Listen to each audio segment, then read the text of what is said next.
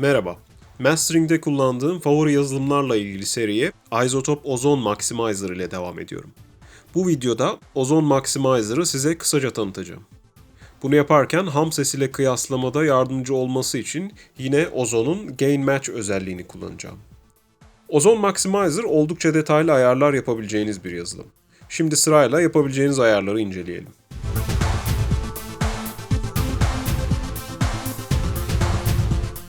İlk olarak release zamanı seçimi var. Burada Isotope'un IRC yani Intelligent Release Control adını verdiği ayarları görüyoruz.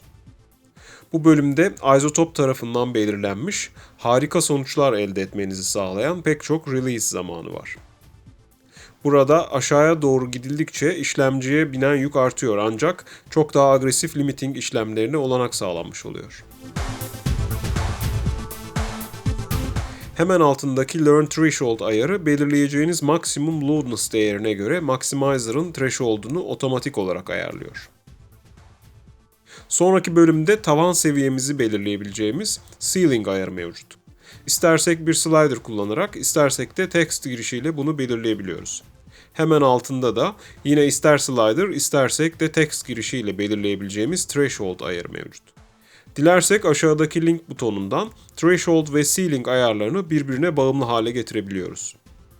Bu bölümün üzerinde Maximizer'ın True Peak Limiting özelliğini aktif eden buton bulunuyor.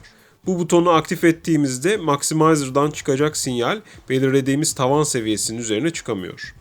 Bu bölümün hemen sağında Maximizer'ın atak zamanını belirleyebileceğimiz karakter bölümü var. Buradan yavaştan hızlıya doğru seçimimizi yapabiliyoruz.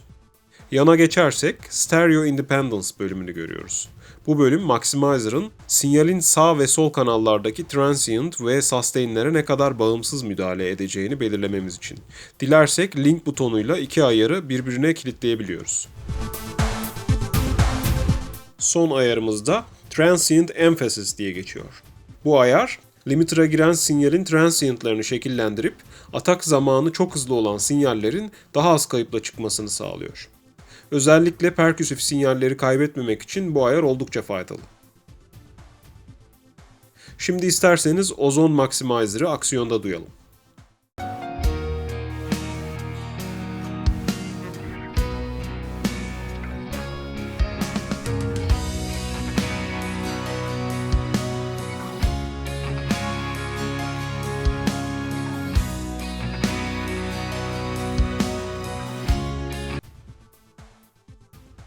Şimdi Release Control ayarımızı biraz daha detaylı bir seçim olan 3'e getirip Balanced seçeneğinde duyalım.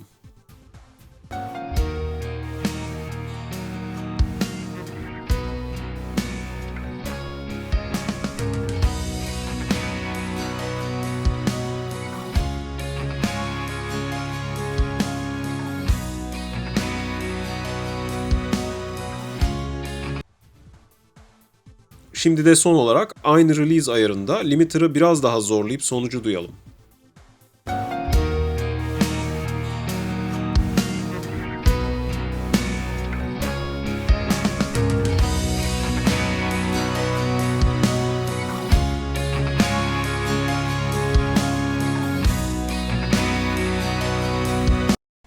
Sonuç olarak Isotope Ozone detaylı ayarlarla çok başarılı sonuçlar elde etmemizi sağlıyor.